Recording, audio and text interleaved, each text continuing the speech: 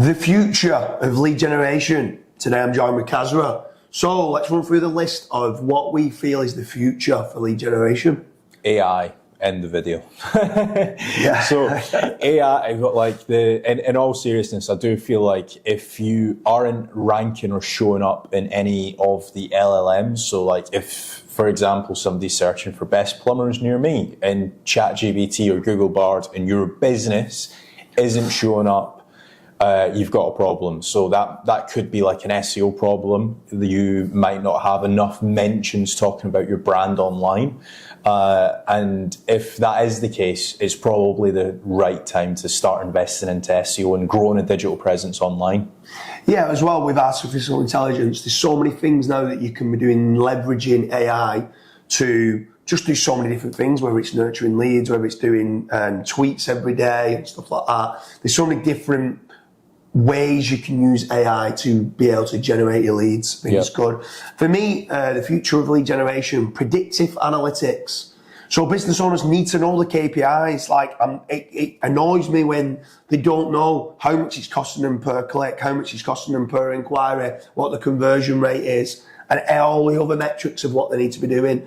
Get that predictive analytics, because when you know exactly how much it's costing to acquire a customer, what the profitability is of customers, then it becomes so much easier of spending. Every time I spend X, I get X plus 50%. Well, I'm going to do it all the time. Yep. If it starts being every time I spend X, I'm losing money, with lifetime value, you still might decide to do it if you think it's worth it. But to start with, you might, hang on a minute, this might not be working very well. So analytics, understand your KPIs. I think it's so important for the future of lead generation. So many businesses also like spend money on billboard ads or TV ads, and it's like, well, how many inquiries have you had from that? You've just went and paid, let's say, 25, 30K to be on this billboard, but nobody's drove past it. So why are you doing it in the first place?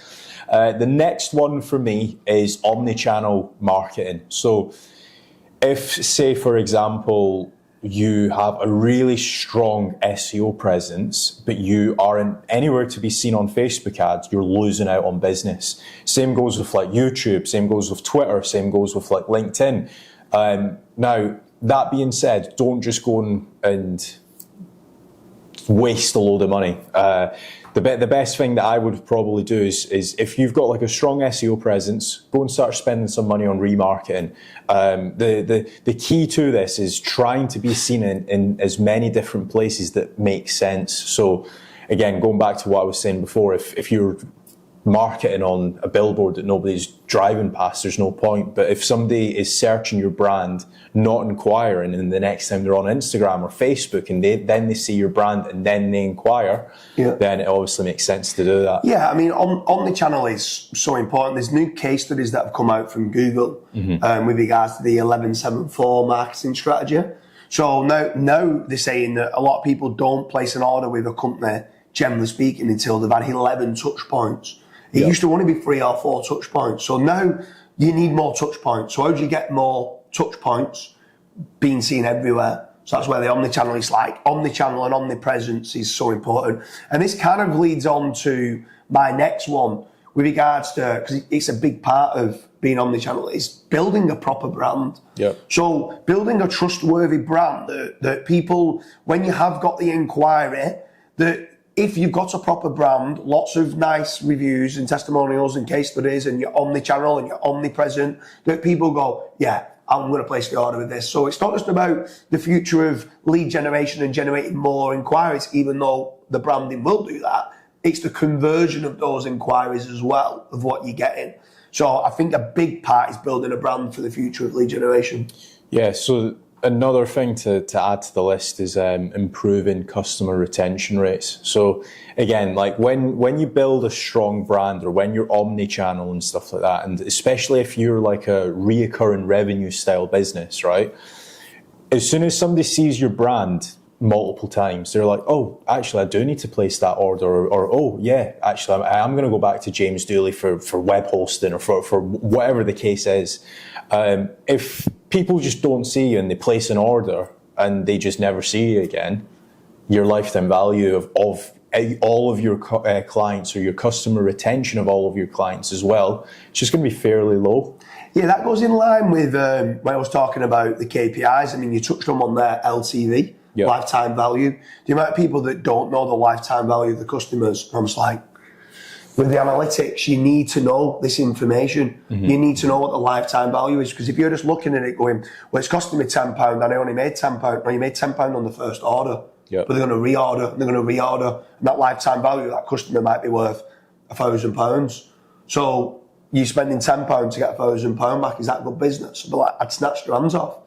So the lifetime value in that customer retention, and can they get into MRR and monthly recurring revenue, like, it's the future. Do you know what I mean? Like, that's what, in my opinion, the holy grail of a successful business is trying to get repeat customer retention and MRR. So yeah, you make a great point there. The other one is, apart from lifetime value, another KPI is average transactional value. Trying to get more out of an existing order. So not just like future orders, but all right, they've added something to the cart. Amazon are brilliant at it. I go into Amazon and I start buying a TV, and before I know it, I bought 15 different things. I was like, I didn't even go to buy all them 15 things. So they're so good at adding extra items to the cart. So they are, if obviously I'm presuming you've all got an Amazon account, go and try and buy something and look at what they do with regards to upsells, downsells, and cross-sells. They're absolutely brilliant at it. Try for you to understand the average transactional value. How can you increase that? Whether it is an e-commerce or whether it is a service-based, while you're turning up cleaning a carpet, can you upsell them a premium detergent that you're going to put down, or something else? Can you leave some detergent there for them to do it themselves? Can you sell them a carpet cleaning machine after you've cleaned it? There's lots of different things that you might be able to do, but trying to increase that average transactional value is another big one, in my opinion, for the future of lead generation. It's funny you mentioned that, because the camera that we're recording this on, I bought it from Amazon, and I went just for a camera, but then on the actual upsells and cross-sells, I got 2 SD cards, got the microphones that we're speaking into now, and also got a tripod as well. So it kind of just knew exactly what I needed. The next one, which is what we're doing right now, is video. So creating more videos, integrating video into your nurturing process. Again, not many people, although we feel like it's pretty easy now, but not many people can jump on a video and do what we're doing, and just talk to you about lead generation or talk to you about their actual industry. So creating more videos, I think going into 2025, it's going to be even more important than what it was in previous years. Yeah, the barrier to entry of doing video, because some people don't like doing it, there's less competition doing it. And also that personalisation, not just of generating inquiries, but also as part of, like you said, the nurturing process. Some people don't want just text, WhatsApp, email. Some people sometimes want a call, but sometimes you might be restricted in how many calls that you can do. So the next best thing to a call and getting that personal touch is video. And you can sell yourself on there as being, oh, right, okay, no, I get it now, where sometimes text can be misconstrued a little bit. I think another big one with regards to the future of lead generation is, and it sounds daft, you need to spend more. You need to sit down and work out your budgets and understand that marketing's not cheap, right? That you need to make certain you're spending money in the right places, right? But you need to allocate more money for growth.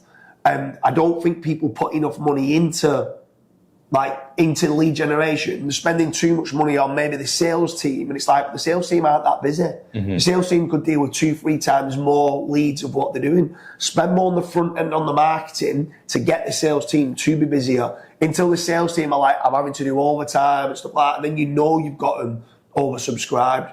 So I think people need to start to understand that the budgets probably need to be a bit higher than what it is. That's actually a really good point, because whenever we've invested into businesses, that's the number one thing that we actually end up doing. A lot of people think they need more sales staff, and it's like, no, your sales staff could probably triple, or your leads could probably triple going through to your sales staff, and they're not gonna spend, or what's the correct word? And they're not gonna waste time on the bad leads. Exactly. They're going to basically turn around and quickly get rid of those or cross-sell them into another business, and then they're going to spend the time on, this is a quality lead. Yeah. They're not trying to put a square in a circle hole. You know what I mean? They're going to try and force a sale on someone that might not want it. And not only that, is when you are generating more inquiries, you can naturally up your prices as well. Yeah. So that's another good thing. The next thing for me is case studies and testimonials and being shared everywhere. It's great having it's not great having a case study on a PDF in your home office. Nobody's seen that. So actually share your case studies everywhere.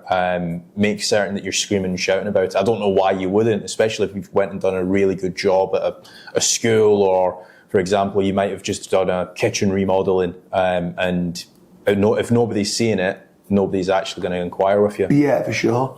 So I hope you like the video of the future of lead generation. Let us know in the comment section, have we missed anything out? Is there anything that you think with regards to the future of lead generation? Let us know.